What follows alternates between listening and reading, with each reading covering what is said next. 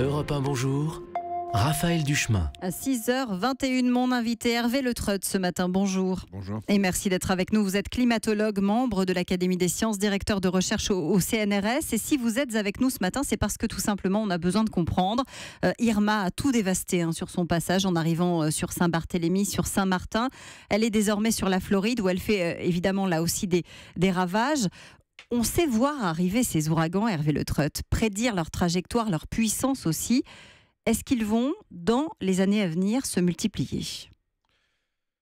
Alors, c'est très difficile à dire et je pense que par rapport à ça, ce qu'il faut surtout, c'est avoir une culture du risque. Ça restera de toute façon des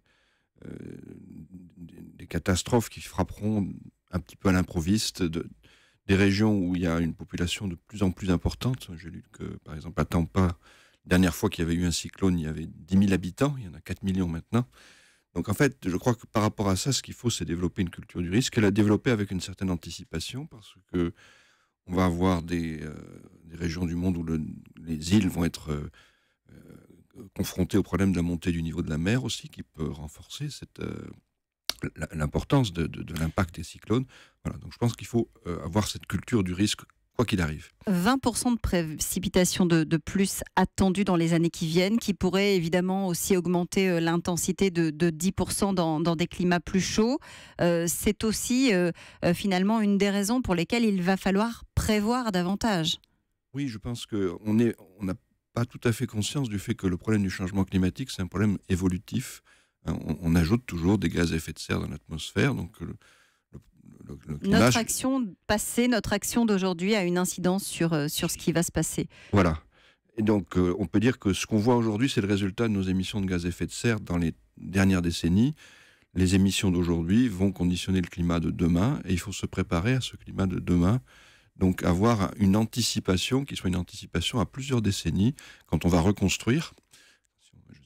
Construire tout ce qui a été détruit ces derniers temps, il faut le reconstruire en pensant... Il faut le penser autrement. Alors comment est-ce qu'on va devoir le penser ? Est-ce qu'il y a des zones où il faut dire, écoutez, là, il faut arrêter de construire, il faut partir et il faut laisser finalement place à la nature ? Je pense qu'il faut effectivement protéger les zones littorales et le faire de manière ouverte, c'est-à-dire démocratique. Il y a un petit peu de temps pour reconstruire et pour décider comment ça va se faire. Je crois que ce qu'on voit souvent maintenant, c'est des anticipations qui auraient pu être faites il y a quelques décennies, qui n'ont pas été faites en termes de pas avoir des fils électriques qui sont en l'air dans des zones où on a des vents qui sont très violents. Hervé Le Treut, on a l'impression, sans savoir dire précisément si c'est une impression ou la réalité, que ces phénomènes météo, comme Irma, comme José, sont de plus en plus dévastateurs. Est-ce que c'est le cas ou est-ce que c'est une vue de l'esprit ?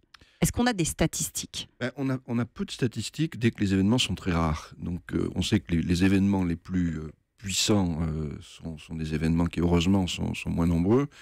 Et on ne peut pas faire de statistiques, d'autant qu'on n'a pas un recul énorme dès qu'on est confronté à des problèmes comme les cyclones ou les bateaux, les avions. Il n'y avait pas trop de goût pour aller les observer il y a une cinquantaine d'années.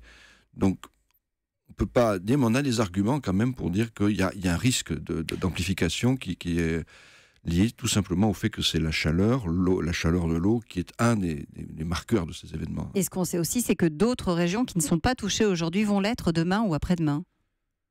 On a des raisons de penser que les trajectoires des cyclones peuvent être un peu différentes dans un climat plus chaud. Et donc il faut effectivement se préparer de manière assez large par rapport à ce risque-là. Merci beaucoup Hervé Le Treut d'avoir été avec nous ce matin en direct dans Europe 1. Bonjour, 6h26. Europe 1.